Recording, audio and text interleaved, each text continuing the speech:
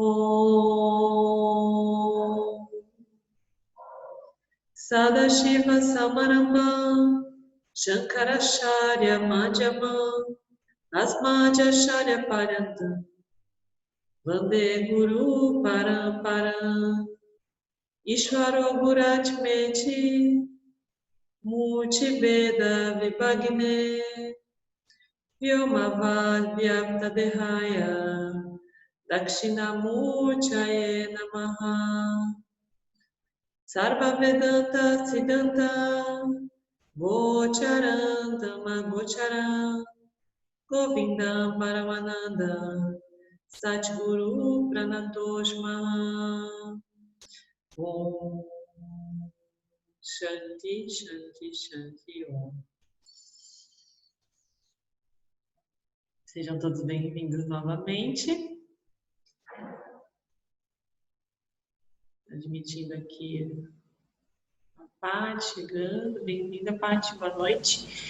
Então a gente vai dar continuidade, conforme a gente combinou aqui, os 2 dharmas que ficaram faltando, que estão a partir da página 132. E James diz: como você pode ver, o tema Dharma é muito complexo.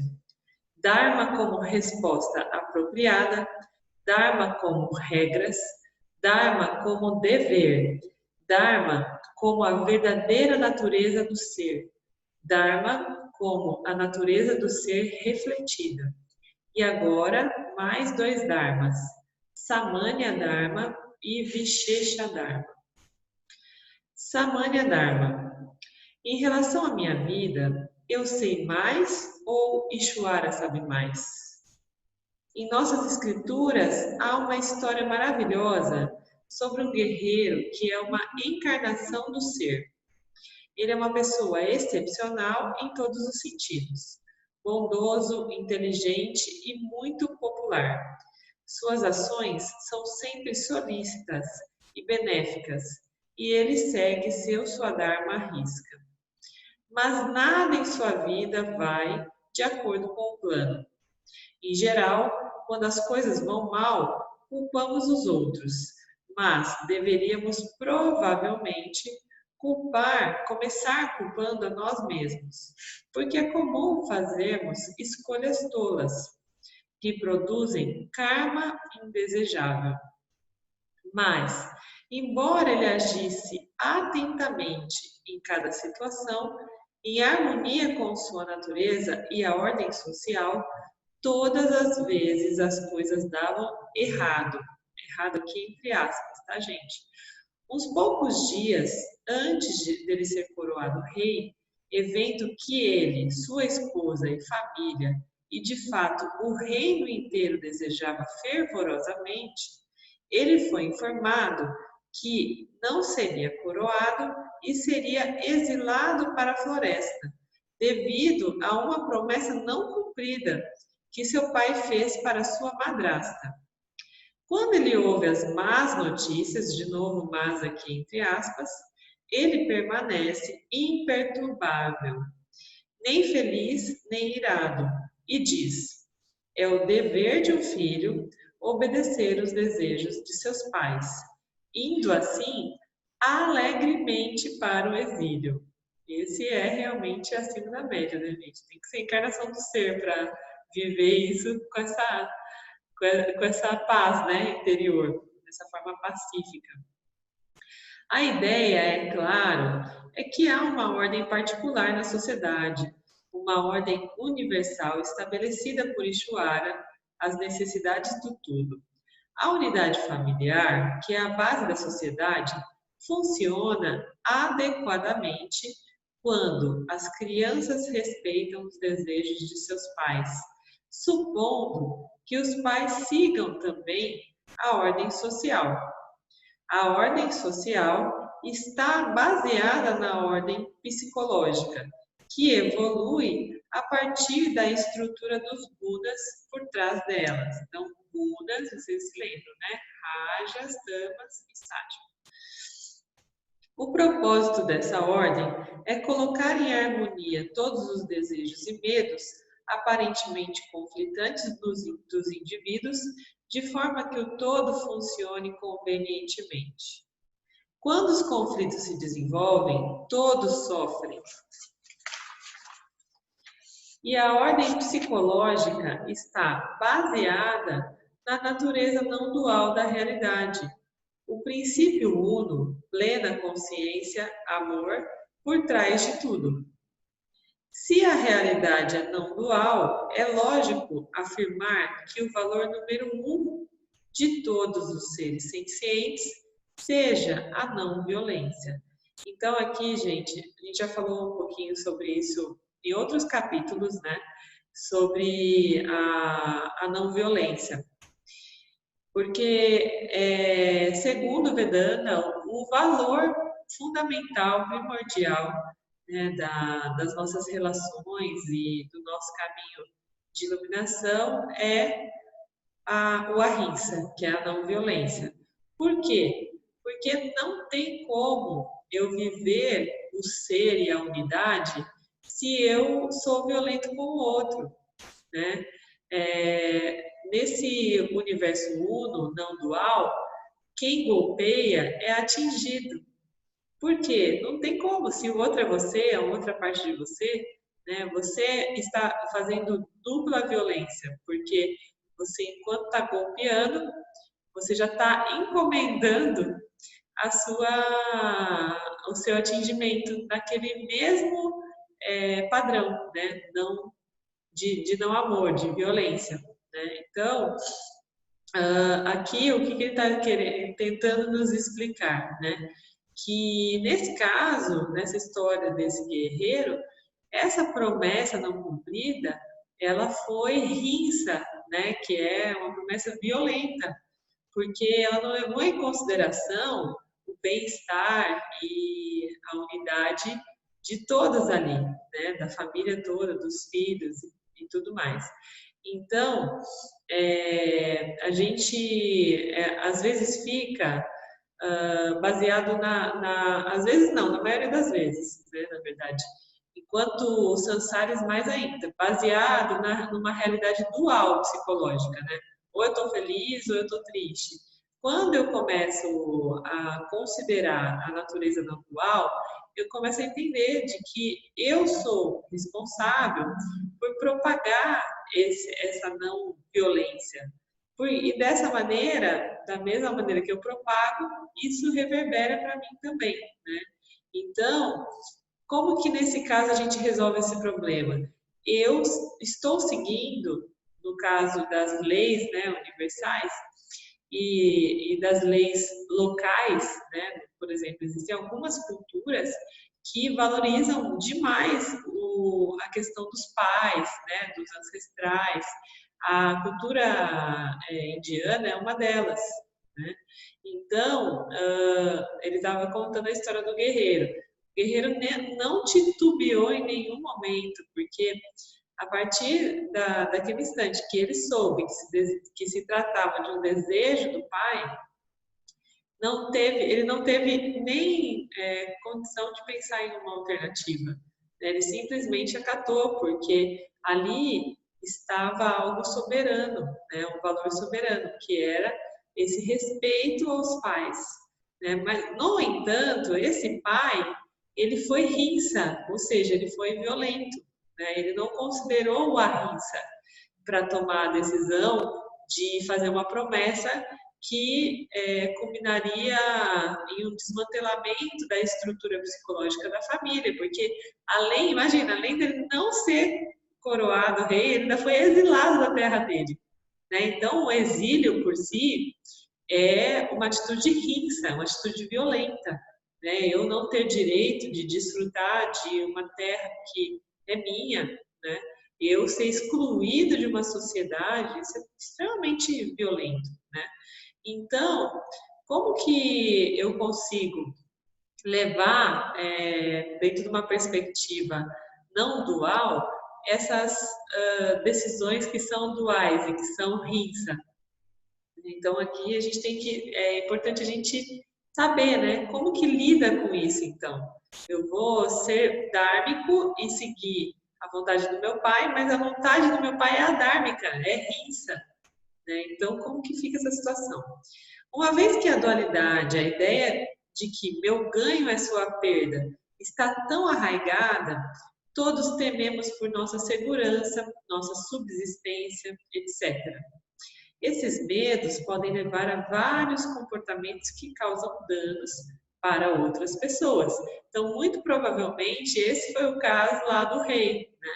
Em algum momento, ele nessa relação com a madrasta, ele definiu uma moeda de troca para provavelmente fazer essa relação perdurar, né? E aí, essa moeda de troca foi uma promessa não dármica, uma promessa violenta, né, que violentaria os filhos dele de sangue de outro relacionamento. Não violência, em nossa tradição, é definida como não violência por pensamento, palavra ou ação.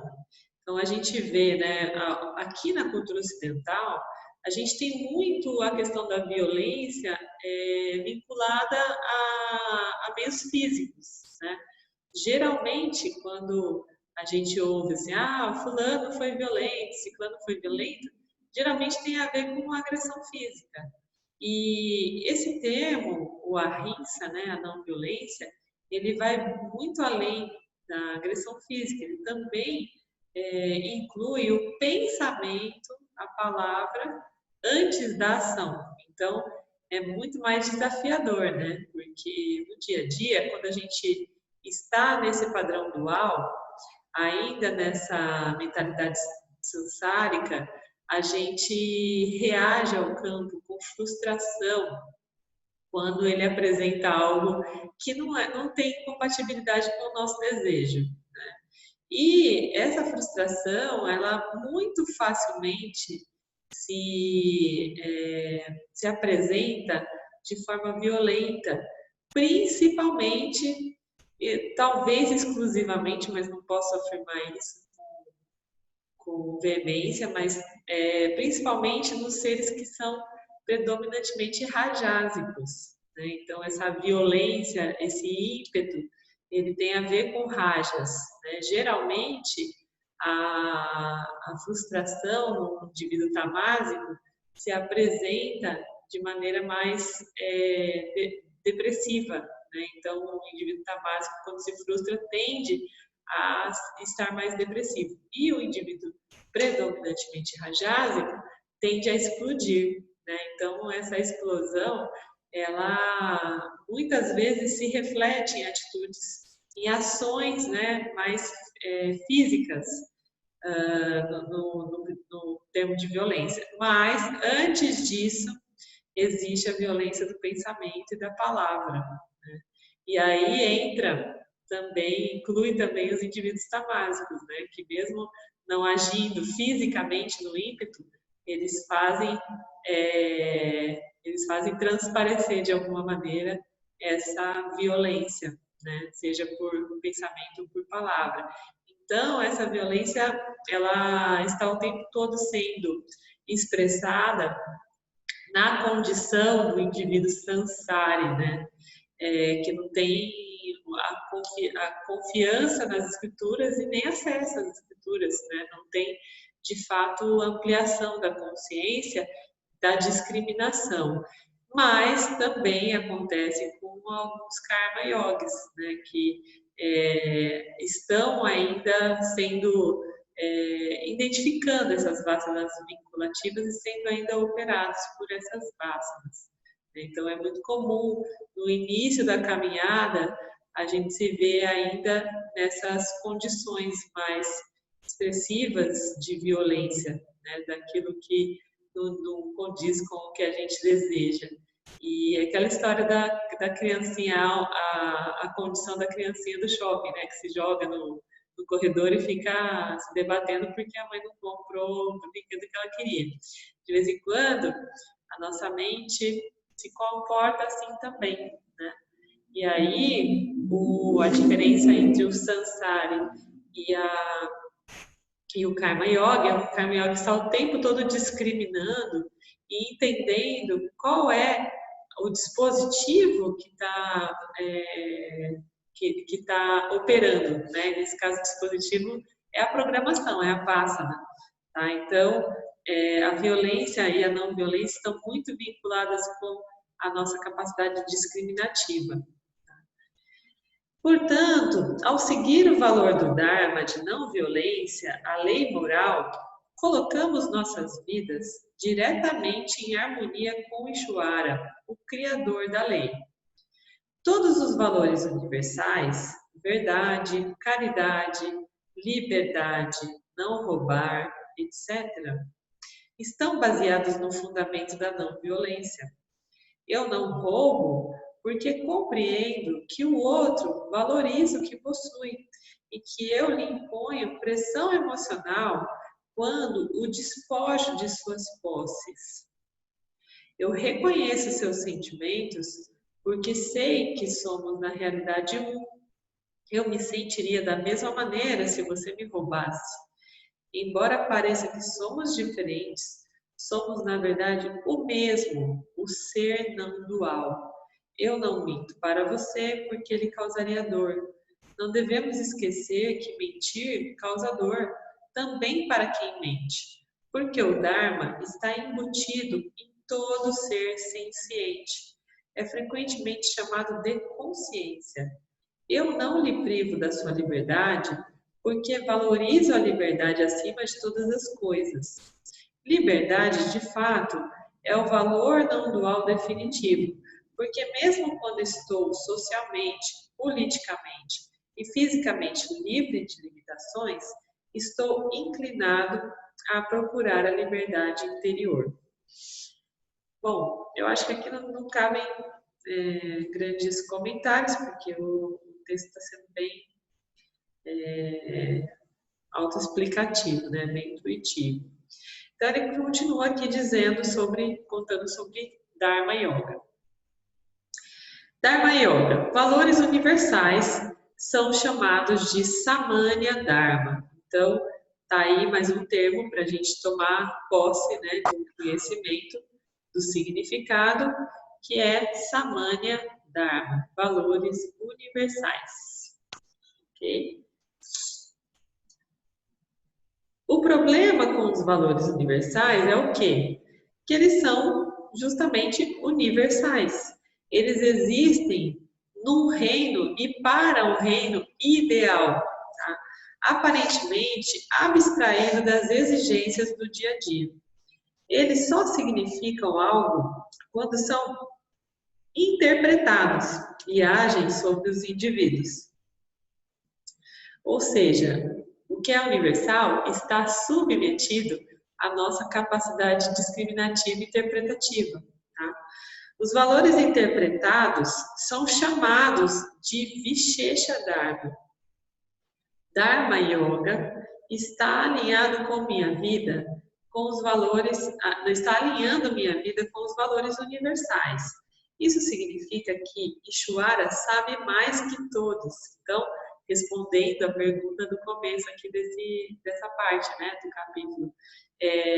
Eu sei mais ou Ishvara sabe mais?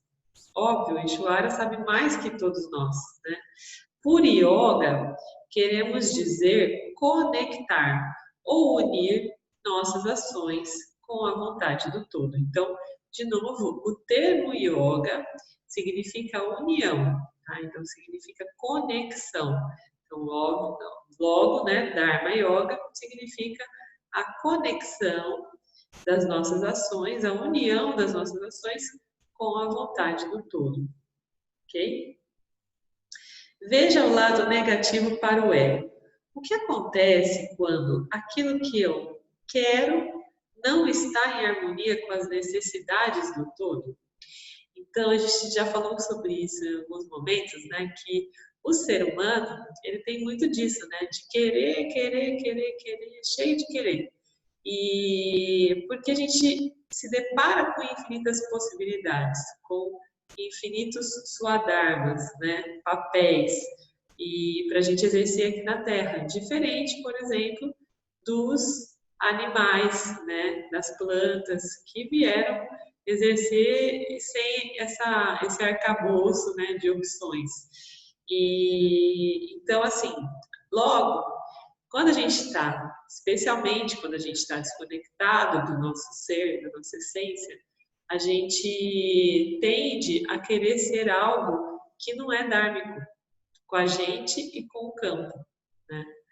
Então, uma pessoa que cresceu em uma sociedade baseada no desejo, liberal, materialista, consumista, infectada com um forte senso de direitos pessoais, terá um grande problema com essa ideia, né? Então, existem pessoas que são condicionadas, né, a acharem que podem tudo, que têm direito a fazer tudo que dá na telha, né?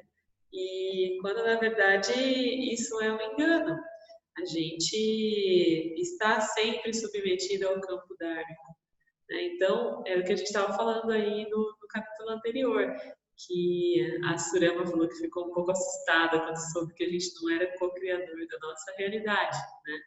É exatamente esse dispositivo que entra em ação quando essa tentativa de cocriação aparece a dármica para o campo, né? Então, o campo bloqueia essa cocriação, porque não faz sentido, não está em harmonia com o campo dármico, né?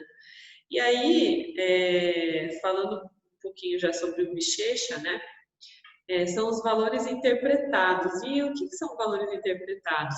São valores situacionais, né? Então, a maneira que eu interpreto o meu aqui e agora. E aí, voltando um pouquinho para a estrutura desse capítulo, né? Como a gente falou no comecinho, a gente tem, o ser humano, ele está manifestado em duas perspectivas diferentes. Então, a primeira perspectiva é a absoluta, né, que é a consciência, o ser, que é a nossa real natureza, que também é chamada de Brahman, né, que é o imanifesto. E existe uma perspectiva relativa, que é do Jiva, né, do ser que se manifesta no campo. Então, esse ser, Jiva, ele vai estar submetido a dois aspectos, que é o Swadharma, né, aqueles papéis que ele vem exercer, e os Sanskaras, que é a impressão digital, os condicionamentos das vasanas que ele tem. Tá? E aí isso tudo ele acaba dando uma assinatura energética, uma roupagem para esse Jiva, que é essa perspectiva relativa. Né? Então, por que eu estou dizendo isso? Porque aqui, quando a gente considera os valores universais e o Vichesha Dharma, tudo isso a gente está falando única e exclusivamente do contexto de Nitya, que é o mundo dos objetos. Né? Então, essa acaba sendo uma questão desafiadora, né? Porque às vezes a gente olha para a situação e fala, meu Deus, mas eu sou ser, será que cabe uma ação aqui? Né? E aí, numa dessas questões, né, dessas situações, a gente tende a permanecer sem ação, né, sem uma atitude de definição mesmo, de uma atitude mais rajásica, né, de posicionamento, porque a gente acha que a gente tem que aceitar tudo, porque a gente é Brahman e porque nada disso importa. Só que importa, né? Então não adianta a gente desejar a moksha, a liberação, e querer estar já nesse estado de desperto, né, de Brahman dentro de nós, se a gente não fizer essa caminhada enquanto Jiva, né? Se a gente não cumprir com todos esses papéis e não souber interpretar esse campo e se posicionar como o que aconteceu ali com aquele futuro rei, né? O guerreiro. Ele simplesmente aceitou a situação que era de uma natureza adármica, né? Então, mesmo que parecesse algo razoável por ter vindo de um desejo do pai dele, ainda assim era dármico. Então, mais para frente, essa história, gente, vai dar início há uma das maiores escrituras do Vedanta, que é o Bhagavad Gita. Tá? Então, o Bhagavad Gita surgiu dessa história. Na verdade, esse personagem que está sendo citado aqui é o irmão do personagem principal do Bhagavad Gita. Né? Então, eles foram desonrados e eles vão ficar exilados e depois de um determinado momento, esse irmão, ele resolve pôr um ponto final nesse adharma. Né? E aí toda essa questão, esse dilema que vai aparecer na cabeça dele sobre ser justo, ser dármico, não ser dármico, é o que vai dar origem ao Bhagavad Gita, né? Que é uma escritura extremamente preciosa para o caminho do Vedanta. Tá? Então, em algum momento lá para frente, essa questão vai ser solucionada, né? Vai ser revisitada, porque é uma questão adármica. Então, a gente fica o tempo todo nesse processo de discriminação. Né? Então, enquanto um ser absoluto, óbvio que isso não tem importância, que isso é uma bobagem, né, de Mithya. Mas, enquanto eu estou caminhando em Mithya, eu preciso olhar para todas essas questões com a minha capacidade discriminativa, interpretativa. Né?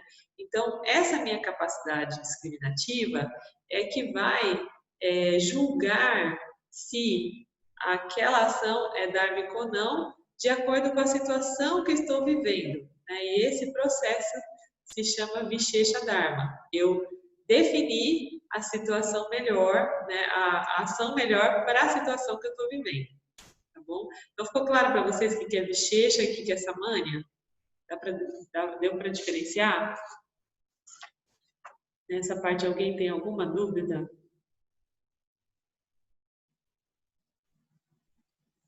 Eu tenho uma dúvida rapidinho. Pode falar, Val. Começou às 9? Começou às 9. Mas foi rapidinho. Colocou o link hoje à tarde, foi? Não. Porque para mim apareceu agora, porque o Mário mandou agora. Ah, não, esse link ele é fixo. O Mário deve ter mandado se alguém não estivesse encontrando. Mas Nossa. esse link é fixo. Começa sempre às 9. Foi a Paula que pediu o link, aí eu mandei para vocês. Mas é sempre o mesmo. É sempre o mesmo. Eu não sabia. Tá bom. Tá bom? E aí, mas depois você vê a parte que faltou, você vê lá no vídeo. Eu já sei de cor e salteado. Quer que eu falo? Tá bom. Bom, então, você tem alguma dúvida em relação ao conteúdo? Não? Beleza. Então, vamos lá. O que acontece quando aquilo que eu não quero não está em harmonia com as necessidades do todo? Uma pessoa que cresceu em uma sociedade liberada no desejo, liberal, materialista, consumista, infectada com um forte senso de direitos pessoais, terá um grande problema com essa ideia. Já tinha falado sobre isso, né? Aí, continuando aqui. Especialmente na América, a popularidade duradoura do arquétipo rebelde, um desdém pelas regras, é um forte testamento para as dificuldades que enfrentamos quando praticamos Dharma Yoga. Se não estou entusiasmado com a ideia de render minhas vontades à vontade de Ishvara, ficarei confuso quanto às necessidades do todo. Então, como eu falei, né, essa questão de viver o Dharma depende exclusivamente da nossa capacidade discriminativa, né, e de se render de fato à vontade de Ishvara, de se colocar de uma maneira humilde, né, diante dos pés de Ishvara, entender que existe de fato um campo dármico se manifestando, que é o Ishvara em manifestação, né, e se colocar de verdade à disposição desse campo, né, se colocar humildemente à disposição desse campo.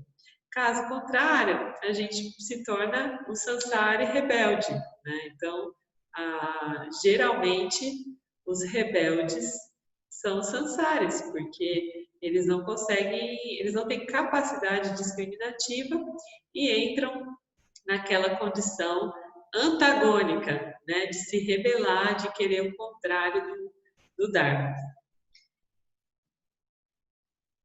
Parte dessa confusão está justificada porque, às vezes, uma parte específica do campo dármico que habito está sob o feitiço de Adharma e as necessidades do todo parecem ser maléficas. Por exemplo, uma pessoa boa e obediente à lei, criada na Alemanha após a Primeira Guerra Mundial, poderia ver a invasão de outros países e os campos de concentração como as necessidades do todo. Gente, isso é muito interessante, né? A gente que estuda história e que vê esses filmes, né, que falam sobre os campos de concentração, a gente fala, cara, como é que pode aquela população toda, né, acreditar e apoiar um negócio desse? E aí, aqui aparece, né, como uma alternativa, uma justificativa, é que esse campo está sob o feitiço de Adharma, né? Então, ele está disfarçado de campo dármico, mas ele é altamente adármico. E ele está disfarçado com um feitiço tal que convence as pessoas de que é o que tem que ser feito, né? E, de fato, a defesa que os cidadãos de baixo nível que tiveram o trabalho de administrar os campos de concentração usaram lá atrás foi o argumento do dever, porque eles foram condicionados a seguir regras sem pensar. E isso, gente, não é uma novidade e não parou lá, né? Pelo contrário, a gente está sendo cada vez mais condicionados a seguirmos regras sem pensar. Né? A diferença é que hoje a gente tem um pouquinho mais de tecnologia, como essa, né, de uma sala de Zoom, onde é possível a gente trocar figurinhas a respeito de um outro conhecimento, de uma outra visão. E esse movimento está acontecendo de uma forma mais acessível no mundo do que lá atrás. Mas, ainda assim, existe um arcabouço aí de alternativas que o tempo todo tenta fazer a nossa mente, né? Entrar na nossa mente, penetrar e fazer com que a gente seja meramente uma massa de manobra, né? Então, existem N questões. Esses dias mesmo eu estava vendo. Alguém aqui assistiu o Gambito da Rainha, o filme? A série? Lá no Netflix? Tem uma série chamada Gambito da Rainha que fala sobre uma jogadora de xadrez. Eu não vi aqui. Alguém aqui viu, gente? Acho que não, né? Eu assisti ele todo, muito bom. O Val, o Platini viram. É muito legal. E aí eu estava vendo que essa série, gente, ela teve um efeito colateral social surreal a respeito do jogo de xadrez, né? Eu até tenho aqui, não sei se está fácil. O que aconteceu depois que essa série começou a passar? Aqui, ó. O efeito Netflix. Mais de 62 milhões de lares em todo o mundo assistiram essa série. Né? Foi no dia 23 de outubro que começou.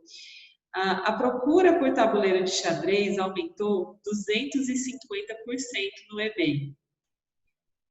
Buscas no Google como jogar xadrez, como jogar xadrez, atingiu o pico da década. O livro que inspira a série virou best-seller 37 anos depois do seu lançamento. E o número de jogadores no site chess.com aumentou 500%. Então, é muito louco o quanto nós somos massa de manobra midiática. Né? Quando eu vi isso, eu fiquei muito impressionada. Né? 62 milhões de pessoas assistindo a série e todo esse efeito colateral se deu. Então, imagina, lá atrás, né, quando nós não tínhamos acesso a nada disso, o quanto era fácil a gente ser manipulado por um bem maior, né, uma estratégia de manobra midiática que foi muito bem feita lá atrás, né? Com Hitler, né? Enfim, é muito maluco pensar sobre isso, né? E cada vez mais a gente tem uma pseudo-liberdade para pensar, mas ao mesmo tempo a gente está cada vez mais atacado por esses recursos midiáticos que cada vez se tornam mais sofisticados. Então, esse é o feitiço, né, do Adharma. Esse feitiço está presente o tempo inteiro no nosso cotidiano, né?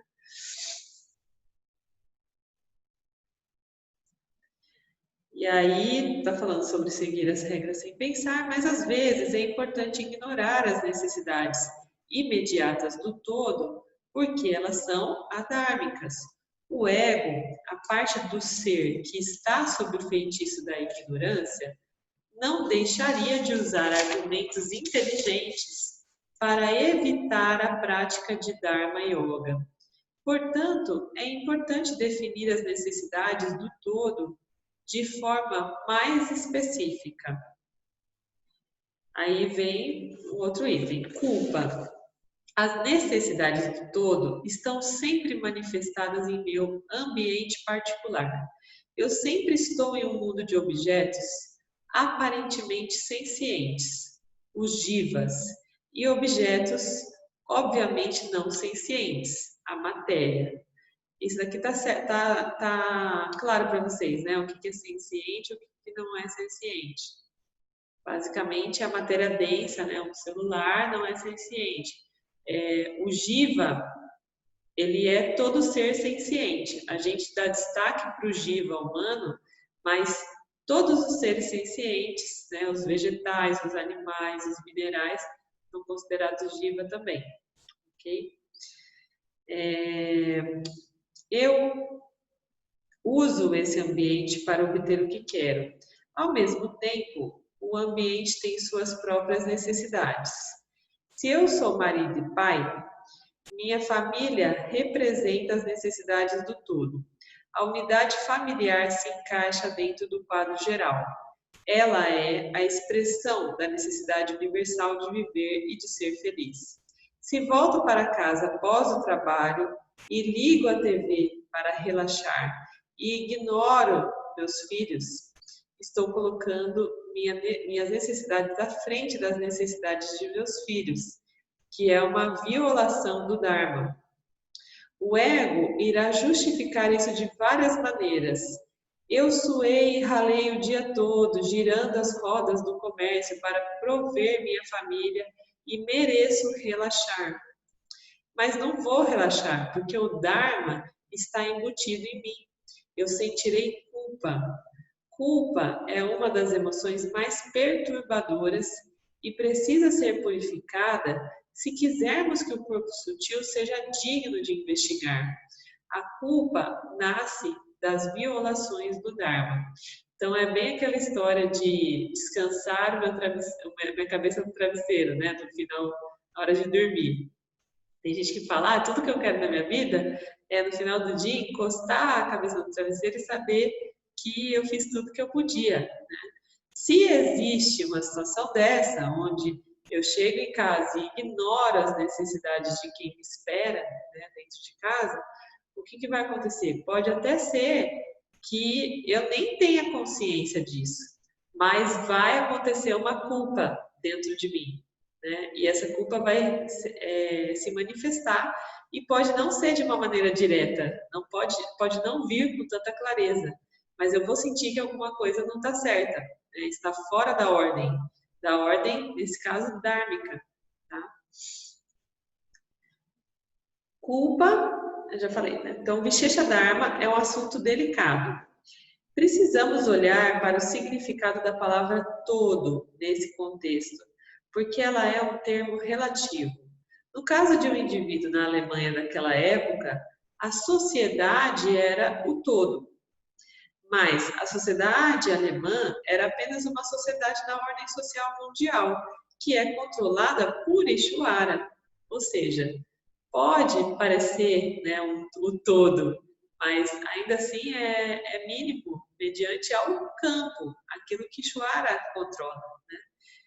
Quando o todo alemão surgiu contra o todo total, as necessidades de liberdade do próprio campo dármico superaram as necessidades alemãs de poder e de controle.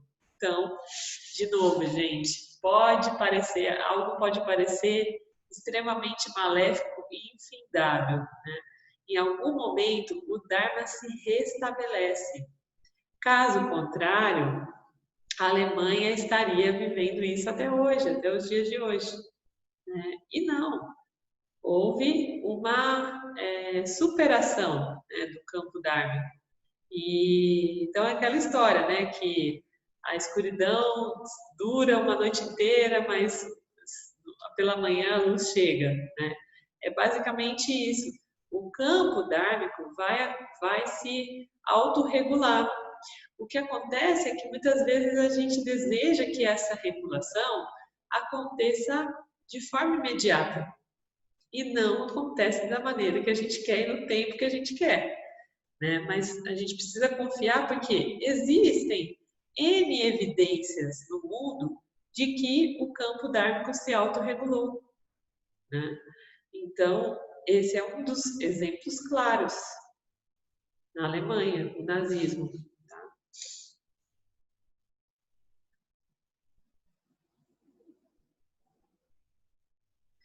Quando o Dharma familiar entra em conflito com o Dharma da sociedade na qual ela vive, ele ficará subordinado, porque as necessidades do todo vêm primeiro. A lei de domínio eminente ou a ilegalidade da poligamia são um exemplo. Então, gente, aqui ele fala dessa parte porque volta lá naquela historinha do guerreiro, né? Onde o Dharma familiar, que parecia dármico na visão do pai, né? Que deixou lá o desejo, ele entrou em conflito com o Dharma da sociedade, porque aquela sociedade, ela clamava por um rei que tivesse justamente aquelas características daquele guerreiro, né? Então, era adármico o desejo do pai, comparado mediante, né, a esse desejo da sociedade. A sociedade precisava daquele gestor, né, daquele rei. Que mais? A lei de domínio eminente ou a ilegalidade da poligamia são um exemplo.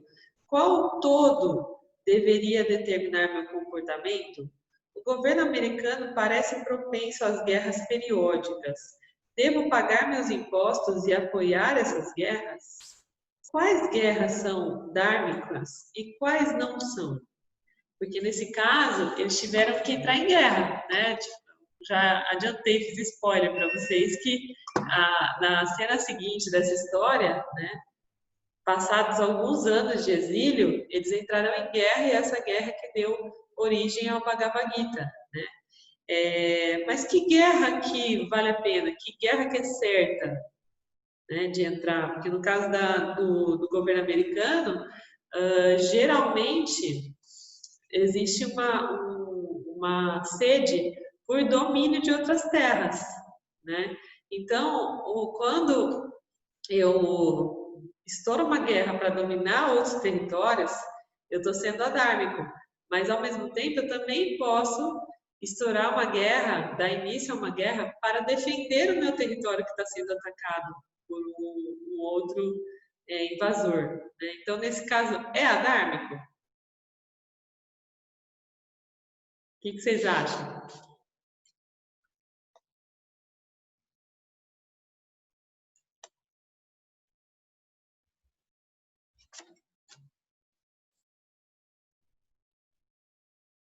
Ninguém acha nada, gente. Como assim? Eu acho que uma coisa que eu sempre pensei é que é o seguinte: não há mal que perdure, né? Não há mal que perdure. Vamos resumir aí a parte da Alemanha. Sim, mas no caso dos Estados Unidos aqui que a gente está falando, né? O invasor, ele é adármico, né? E quem tá defendendo seu território? É adármico também? Não. Não, acho que entra na mesma questão de Arjuna, né, tá? Arjuna estava sendo dármico, cumprindo o papel dele como guerreiro, né? Sim. Então, nesse caso, defendendo o território não seria uma ação adármica. Então, e é justamente isso que dá origem ao Bhagavad Gita, porque Arjuna, que é esse guerreiro que vai vingar toda essa história, né, que aconteceu com o irmão dele, esse guerreiro aqui desse capítulo é o irmão de Arjuna, tá? E aí, lá mais para frente, Arjuna fala, não, chega, a família inteira está exilada, vamos fazer alguma coisa. E aí, define-se uma guerra. Só que na hora de guerrear, ele fica em dúvida sobre aquilo ser dármico ou não. Ele cai justamente nesse conflito aqui que eu falei para vocês, do ser na perspectiva absoluta e do ser na perspectiva relativa. Arjuna, lá no Bhagavad Gita, começa o discurso dele para Krishna falando, mas como? Faz sentido, né? Se a gente não é nada disso, faz sentido a gente tirar a vida um do outro? E aí, Krishna, com a sabedoria dele, aos poucos vai contando para Arjuna exatamente essa questão aqui do Dharma, né? Do Karma Yogi, porque Krishna queria que Arjuna fosse já um Jnani, né? Um sábio, que tivesse esse conhecimento bem firmado. E ele percebe que ele não é. Então, ele começa a ensinar o passo a passo do Karma Yoga para o Arjuna, né? Muito bonito, muito valioso, é uma das colunas do Vedanta, né, Bhagavad Gita, e aqui o James gentilmente coloca generosamente alguns trechinhos aí dessa história, né, sem contar exatamente como é. Então, gente, nesse caso, se eu estou defendendo meu território, eu estou colocando as vidas, né, da minha população, do meu povo, em primeiro lugar, defendendo as vidas, defendendo a terra, sendo ahimsa, né? Porque eu estou tentando evitar a violência, estou tentando evitar. Então, eu estou tentando ser dármico, né? Óbvio que essa intenção, às vezes, se traduz a algumas situações violentas, né? De perda de vidas e de famílias também dilaceradas, mas ainda assim, o que está por trás é uma intenção dármica, né, de defender o território, nesse caso que eu trouxe para vocês. Que mais?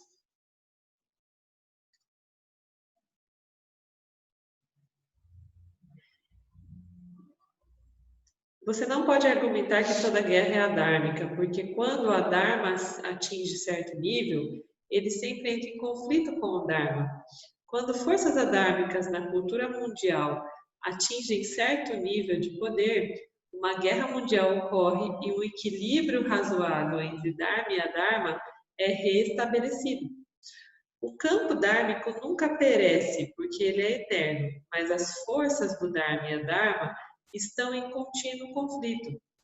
E, portanto, a mente humana está sempre em conflito. Uma vez que todos os seres vivos, não humanos, seguem seus programas, não há implicitamente Dharma para eles. Mas, devido ao livre-arbítrio, os homens podem pensar e, portanto, estão sujeitos a Dharma e Adharma. Compreender Dharma e Adharma é, de fato, difícil, porque a linha que os separa nunca está completamente clara. Às vezes, boas ações produzem consequências ruins e, às vezes, más ações produzem consequências boas.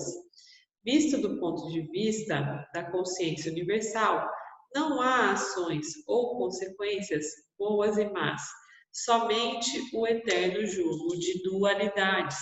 Então, de novo, né? A questão aqui é que o Jiva, ele está sempre submetido à Mitya, e Mitya está submetida à dualidade.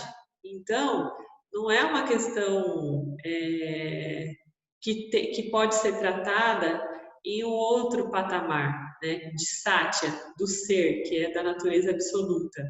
Então, quando eu falo dentro da perspectiva absoluta, eu sou o ser. Faz sentido eu viver tudo isso?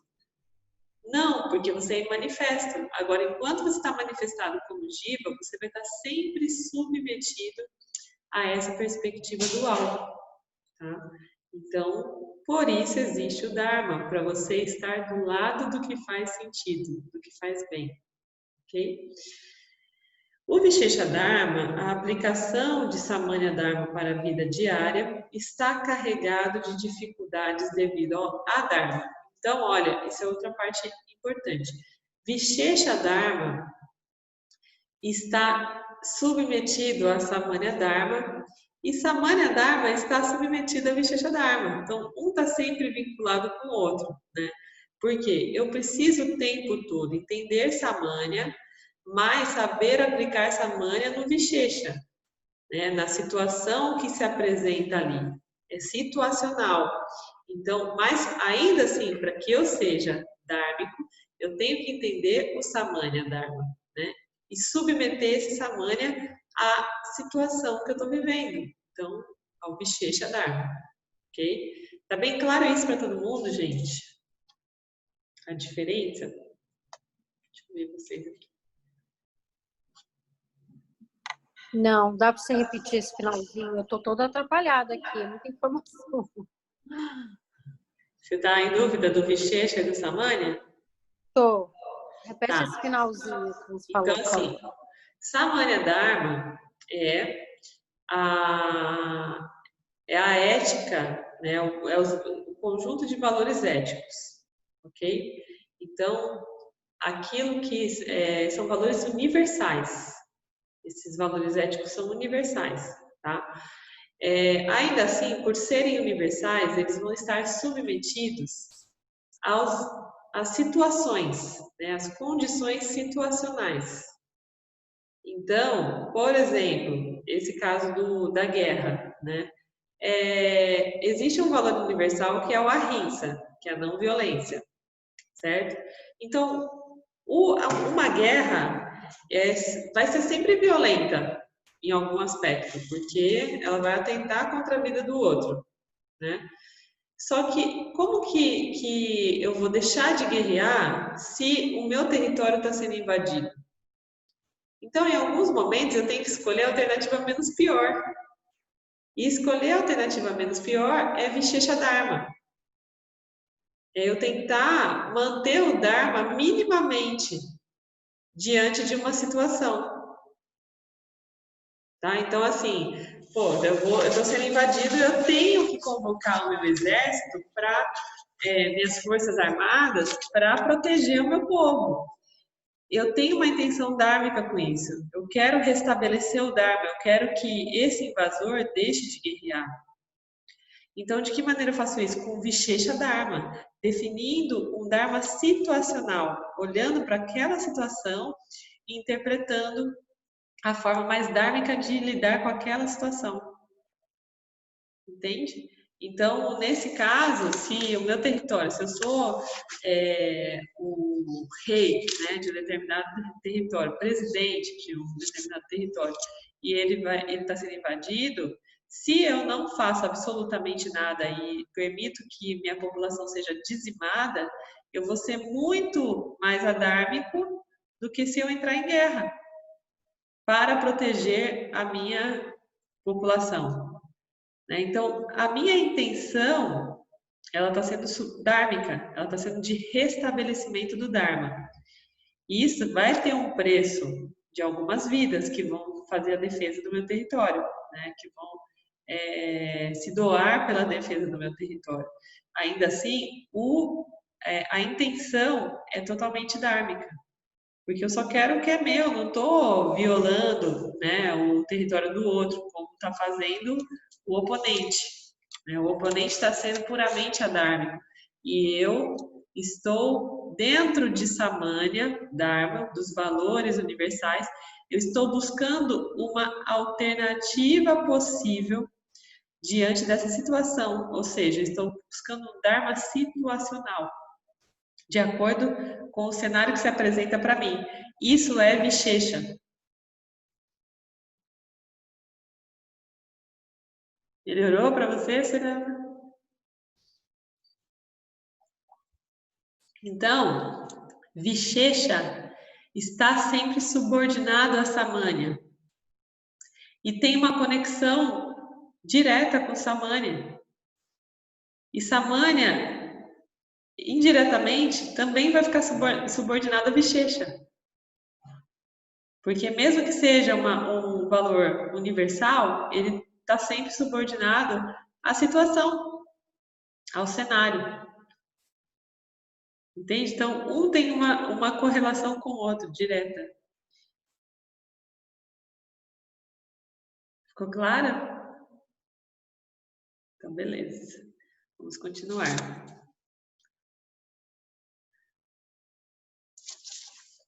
Deixa eu ver aqui como é que a gente está de horário.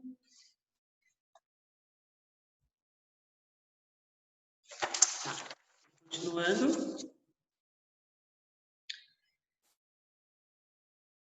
O Vichesha Dharma, a aplicação de Samanya Dharma para a vida diária, está carregado de dificuldades devido ao Adharma.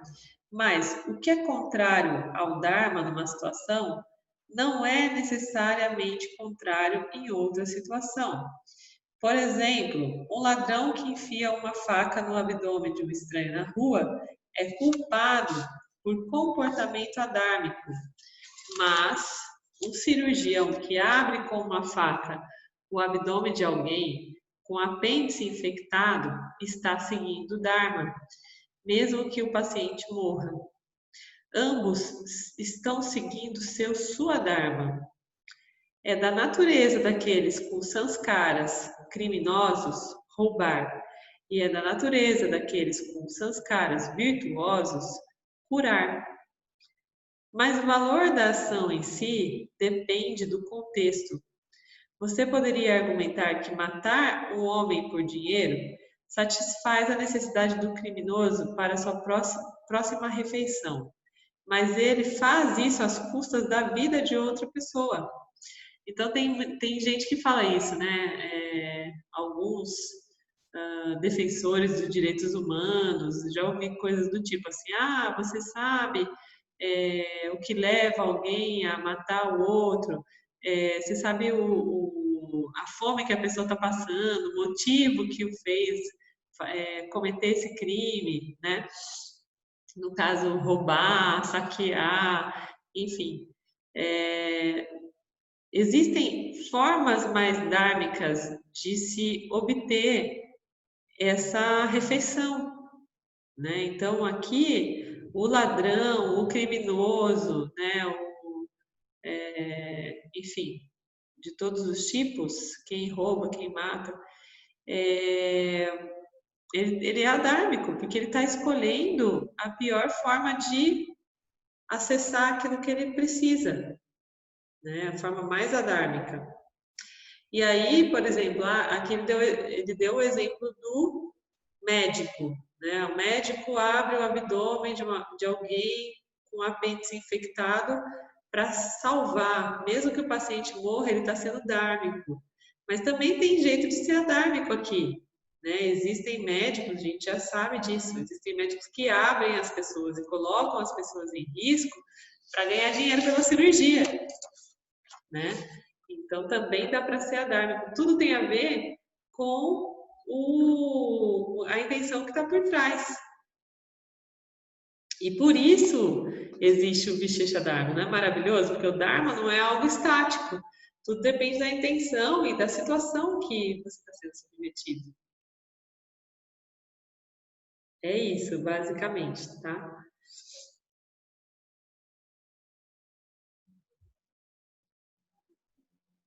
Não é difícil compreender que o valor da vida supera o valor de uma refeição. Óbvio, né? A meta dessa discussão, no entanto, é a aceitação do fato de que existe uma tensão contínua entre Dharma e Adharma, no que se refere aos nossos desejos. Essa tensão é solucionada pela prática de Dharma/Karma Yoga. Gente, por que que é Dharma barra Karma Yoga? Porque a ação em si é o karma, tá? Então, o Karma Yogi é aquele que toma ações de uma maneira discriminativa. É aquele que saiu daquela condição reativa e passou a exercer uma condição ativa. Que condição é essa que me tira do estado reativo e me coloca no estado ativo?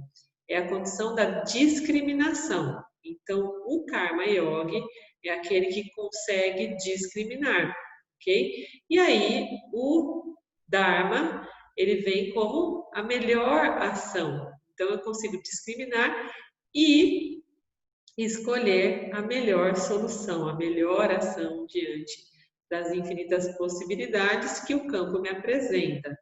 E eu vou estar sempre vivendo essa tensão entre Dharma e Adharma, porque essa tensão, ela reflete o mundo dual no qual nós estamos submetidos em Mithya. Tá? Então, não existe Mithya sem dualidade. A condição sine qua non para Mithya ser Mithya é justamente a dualidade. Então, eu vou estar sempre olhando as coisas dentro desse aspecto para tomar as minhas decisões. Ainda assim, sabendo que isso é só uma realidade aparente, certo? Eu estou passando por esse cenário aparentemente real justamente para treinar meu poder, a minha capacidade de discriminar e escolher a melhor forma de agir. Ok? O Dharma está intimamente conectado ao Karma, porque ele não significa nada separado das ações que o apoiam ou violam. Ou seja, eu tenho que manifestar Dharma, e para eu manifestar eu preciso de ação, e a ação é Karma. Tá? Para manter o Dharma vivo, a ação é necessária. Em todo caso, não está sempre claro como responder dharmicamente em cada situação. Devo dizer a verdade e magoar os sentimentos de alguém? Ou devo dizer uma mentirinha e me sentir mal porque violei o valor da honestidade? Incidentalmente, expressar os sentimentos às vezes é dármico e às vezes não, dependendo do contexto. Indivíduos particularmente insensíveis, com forte senso moral, frequentemente estão envolvidos em muitas situações desagradáveis, devido à sua necessidade de dizer a verdade. Como eu me sinto é uma verdade, não é a verdade. Ou seja, gente, uma verdade não é a verdade, é só a minha verdade, tá? E interessante que hoje, aproveitando esse tema, eu estava estudando um material do Paramarthananda, que chama O Valor do Silêncio e o Valor da Fala. São dois materiais bem curtinhos. E ele fala exatamente isso, que às vezes é melhor a gente silenciar do que falar algo que expresse a minha verdade, mas que seja violento com o outro, né? Que seja matéria de retaliação, de julgamento, porque é só a minha verdade, não é a verdade. Né? E às vezes também vale contar uma mentirinha branca em nome do Dharma, para manter o Dharma, sabe? Então, um exemplo, né, de mentirinha branca. A pessoa teve até um caso real aí no nosso grupo do Vedanta Brasil, que a mãe de um dos integrantes do Vedanta Brasil estava doente, né? Estava para fazer a passagem e ela não queria saber que tinha câncer, só que ela tinha câncer. E aí o que acontece? Essa é uma verdade. O fato dela ter câncer é uma verdade. Mas o filho dela, sendo dármico, poupou ela de saber que tinha câncer. Ela não queria saber, ela pediu para não saber. Né? Então, ele acabou ocultando essa verdade dela para não violar esse dharma com ela. Então, essa é uma mentirinha branca. né? É algo que a gente faz pelo Dharma, em nome do Dharma. Tá? Resumindo, cadê? Pessoas cujas mentes estão sob feitiço de tamas, que é a ignorância, normalmente querem uma fórmula para a vida. Por seus intelectos estarem nublados, elas carecem de discriminação para negociar o campo dármico. Eles querem um filme branco e preto, mas a vida vem em tons de cinza. Há normalmente uma incerteza sobre quais ações estão corretas e quais são erradas, em termos de Swadharma e Visheshadharma.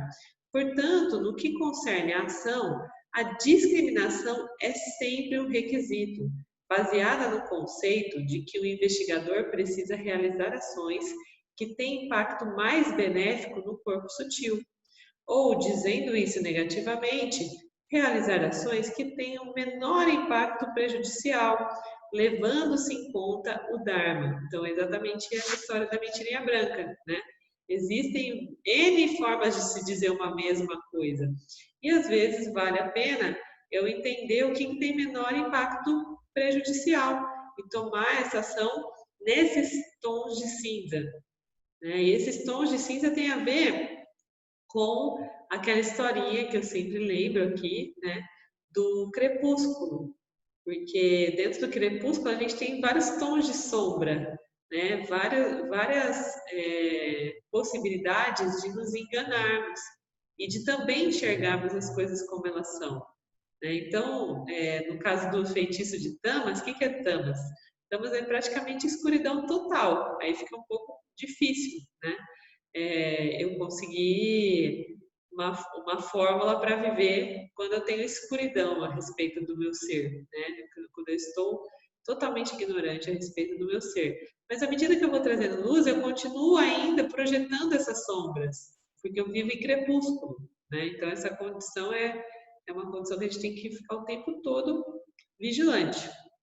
Resumindo, Dharma Yoga é sacrificar as necessidades pessoais pelas de Ishvara, as necessidades do todo, mas somente quando houver conflito. Benfeitores são indivíduos que procuram por oportunidades para se sacrificar. Isso não se qualifica como Dharma Yoga, se for realizado com um senso de inadequação moral ou insegurança, porque isso cria um senso de ego moralista. Sabe aquela história do ego espiritualizado? É sobre isso aqui. A pessoa tem um problema de autoestima e ela busca na espiritualidade se autoafirmar, né? Então, isso não é dármico, porque não está de acordo com em primeiro lugar, com o autoconhecimento, né, da pessoa, com o poder de discriminação, né? E também pode estar contra a sua própria natureza. Às vezes a pessoa não está exercendo sua natureza e está em fuga em outra natureza. Isso é adármico. Tá? Dharma Yoga é uma grande oportunidade para baixar a bola do ego e apagar seu senso de separação. No entanto, se é da sua natureza ajudar, é importante seguir sua natureza. Tem gente que tem essa natureza de ajudar.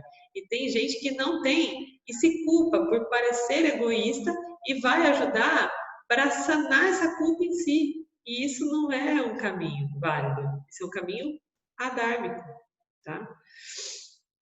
Uma pessoa madura e culta é alguém atento às suas próprias necessidades, mas que compreende a necessidade de manter o Dharma como um serviço para o todo.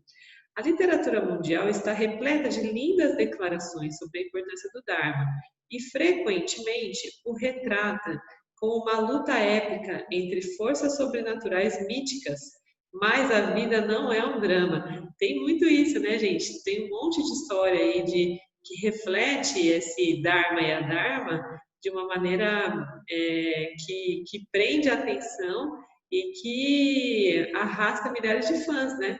Star Wars, por exemplo, é uma dessas. Tem o povo da força, né, e da força contrária, e, enfim, tem várias desse tipo, dessa dualidade, né, em manifestação. A vida não é um drama, é apenas a vida. A prática diária de Dharma Yoga equivale a um pouco mais do que a manutenção de tradições de civilidade ou falando mais prosaicamente, da observação de boas maneiras. A prática espiritual vai um pouco além de resolver os persistentes conflitos que perturbam o corpo sutil. Os conflitos surgem por não seguir seu Swadharma, por uma interpretação inadequada de Samanya Dharma e pela ansiedade pelos frutos da ação. Karma, Dharma e Yoga resolvem esses conflitos. Então, às vezes a gente fica muito vinculado, né, aos frutos da ação. Fala, nossa, mas eu não vou ser, tipo, terapeuta porque eu quero ganhar dinheiro, né? Eu fico vinculado ao fruto.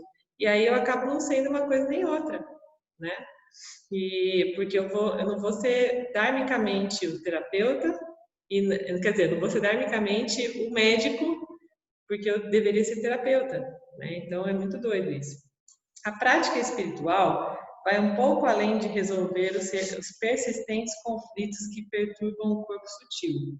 Os conflitos surgem por não seguir seu Swadharma, por uma interpretação inadequada de Samanya Dharma. Ah, não, já coloquei isso. Conforme a prática amadurece e a mente se interioriza e se torna pacífica, ela se estabelece em Sattva. A luz da consciência universal brilha fortemente nela e você irá identificar aquela luz como seu próprio ser. É isso, gente. Alguém tem alguma observação a respeito disso? Hoje a gente terminou até mais cedo, né? Um pouquinho a leitura. Então, eu vou abrir aqui para a gente trazer, quem quiser trazer algum exemplo, ou alguma dúvida a respeito disso. Agora é a hora.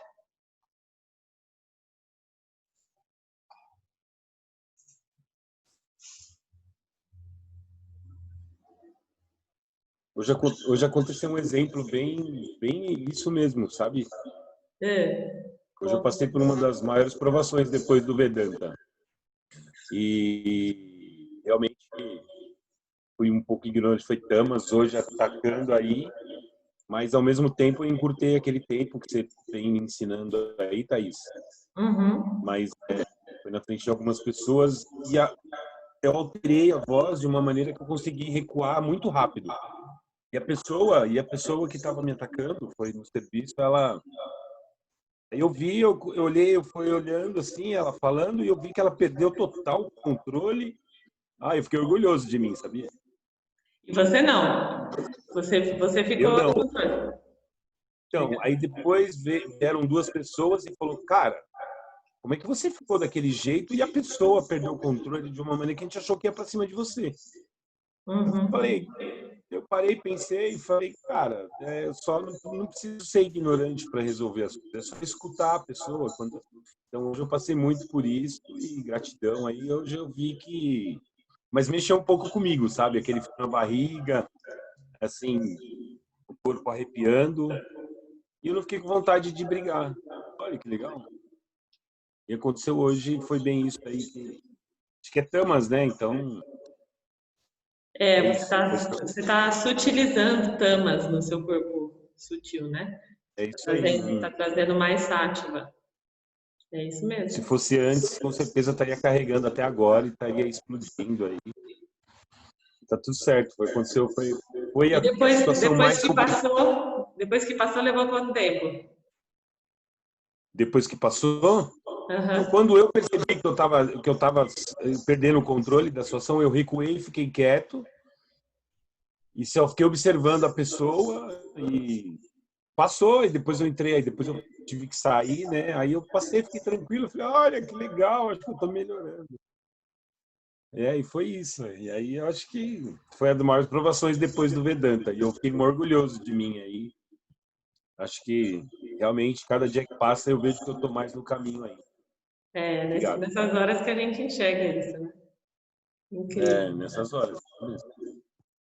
Muito bom. E a galera, é isso aí. Tá, eu tenho uma dúvida.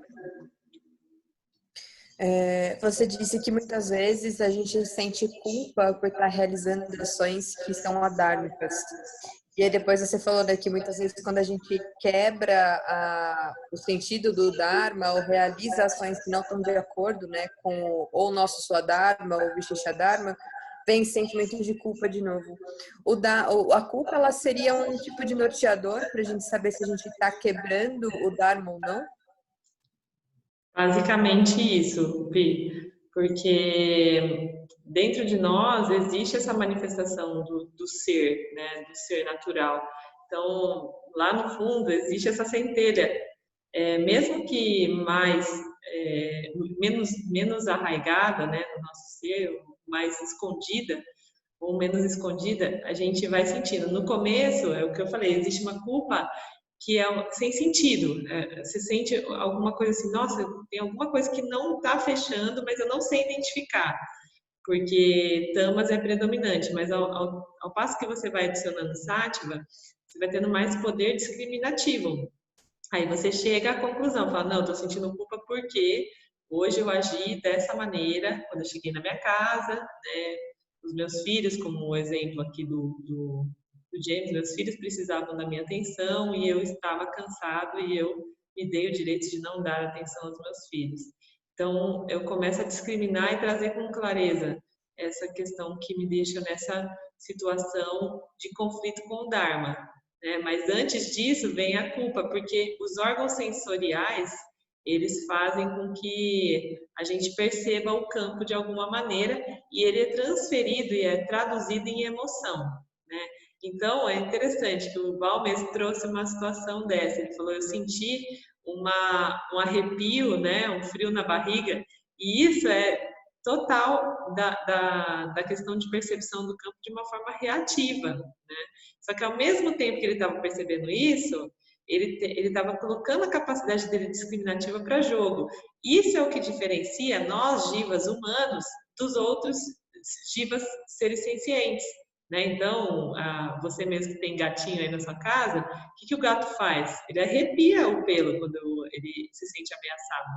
É a mesma coisa que aconteceu com o Val. A diferença é que ele arrepiou e, ao mesmo tempo, ele estava discriminando sobre aquilo que estava arrepiando ele. A diferença é que eu não sou gatinho, tá? Ai, muito bom. Então, a nossa situação aqui é essa. Em algum momento, a gente sente um negócio que a gente não sabe definir, né? Mas a gente está, nossos órgãos sensoriais estão o tempo todo captando e estão sendo traduzidos para a gente em forma de emoção. Então, nesse caso das crianças, né? Pode ter sido, por exemplo, um olhar desamparado de um filho, né? Ou eu me senti rejeitado, né? Uma rejeição de afeto, qualquer coisa desse tipo traz uma percepção de que algo está errado. E aí eu vou dormir com aquela situação, só que eu não estou conseguindo discriminar ainda a respeito do agente causador, né? Que no caso sou eu, o pai, né? Que não está conseguindo prover esse papel, esse amor, essa atenção como provedor no Swadharma de pai, né? Então, com o tempo, é justamente isso que o Vedanta traz para a gente, essa capacidade discriminativa que vai ser traduzida mais para frente como uma liberação dessa culpa. Porque uma vez que eu identifico isso, eu consigo identificar junto o conjunto de vasanas que estão operando por trás disso. E aí eu vou deixando de alimentar essas vasanas, né? E vou me desvinculando dessa capacidade, dessa incapacidade, né? Discriminativa, e vou cada vez me fortalecendo mais nesse processo. Entendi. Obrigada. Nada.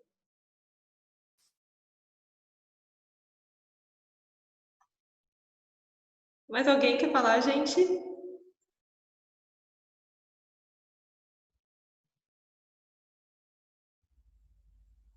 Eu achei bem interessante essa parte, né, que foi citada sobre a intenção, porque é um desafio aqui na vida, e especialmente com esse estudo e não julgar o outro, e principalmente da gente parar de julgar tanto também. E o contexto muda tudo, porque se aquela mesma faca que pode matar alguém pode curar alguém, no sentido que a gente estava falando. Tá fazendo eco? Não, dá para ouvir. Tá um pouquinho. Eu não sei o que é. Não, mas dá para ouvir tranquilo. Então, a gente pode parar para pensar que o contexto muda tudo, porque para uma pessoa pode ser normal matar, por exemplo, né? Ela pode ter nascido no meio que para ela tudo bem, tem as como é que você fala, as leis, os valores universais. Isso, Samânia. Mas vamos dizer que para aquela pessoa ela não tem essa noção dessas leis universais, desses valores universais. Então, num contexto que ela vive, para ela pode ser normal matar, por exemplo. Sim. Então, não é adármico, certo? Pode não ser, se ela não tem consciência disso. Então, por exemplo, tem aqueles indivíduos que trabalham num contexto mais religioso, né? Por exemplo, os kamikazes, os homens-bomba, né? Como que essas pessoas são julgadas de acordo com esse contexto aqui? A pessoa se mata em nome de Alá, em nome de Deus, né? Nesse caso, ela ainda está tão sujeita a tamas, né? Ela está tão envolvida com tamas, que esse conhecimento é a única luz de sátiva que ela tem acesso. Porque dentro desse contexto que ela está de experiência, né, como entidade experienciadora, ela está passando por esse nível ainda de ignorância. Então, ela pode ser julgada por algo que ela não sabe? Não. Mas, ao mesmo tempo, a partir do momento que ela toma um pouco de consciência a respeito disso, ou seja, se ela assiste televisão e ela sabe que aquele atentado matou mais do que ela mesma, né? Porque foi mais do que um suicídio, e ela sabe que ela vê as famílias chorando e sofrendo. Se rolar uma culpa, né? Se rolar uma culpa, começa a dar problema, entendeu? Inclusive, tem um trecho da Bíblia que o Mário sempre fala, que é assim: feliz do homem que não se condena naquilo que faz, mas que não duvide em seu coração. Então, em algum aspecto, se eu estou no nível de violação, que é totalmente ignorante para mim, eu não estou duvidando no meu coração se aquilo é certo ou não. Mas a partir do momento que eu duvido, eu passo a ser adármico. Agora, em termos de papa karma ou punha karma, né, ou seja, resultados das nossas ações, eu já não teria propriedade para falar, né? Ishvara que sabe como é que ele vai interpretar isso. Mas, provavelmente, eu arrisco dizer que esse indivíduo está produzindo papa karma, mesmo que ignorante. Tá? Mesmo que ignorante, ele está produzindo papa karma, porque ele não tem noção que ele está sendo adármico, mas ainda assim ele está trabalhando contra o campo dármico. Então, nesse caso, assim como em todos os casos, esse campo vai se autorregular independente do fulano, do ciclano, do beltrano, porque não existe um campo para cada um, é um campo só, né? Então, eu imagino que, em termos de karma, ele seja um producente de papa, né? De papa karma. Então, ele vai, mais para frente, em algum momento, ele vai se deparar com essa continha que chega, né? Porque é soma zero, tá? Mas, no sentido de contextualização do Karma Yogi, ele não tem condição de saber se ele é dármico ou não, porque ele não é um Karma Yogi. nesse aspecto, nesse estágio, né, de ação, ele ainda é puramente samsárico. Gratidão. Mais alguém, gente?